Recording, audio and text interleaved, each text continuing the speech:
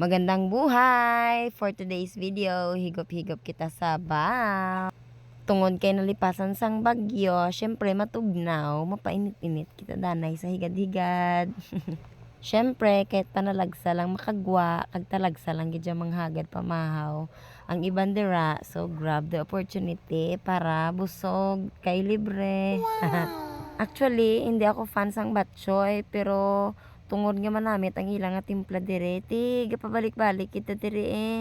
So normally, hindi gid ko nakaubos ang isa kayahong batchoy, like sa iban na bala nga ginabaligya tag 25 pesos lang or 30 ang yahong. Hindi ko nakaubos. Pero araya maubos ko na ya guys, as in kay manamit marimis gid na ang ilay nga sabaw.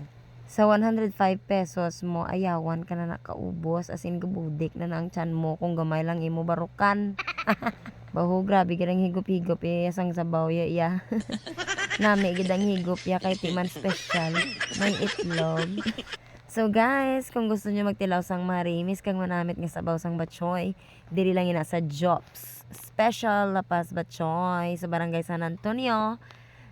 Such a joy to be here, Municipality of Ahoy.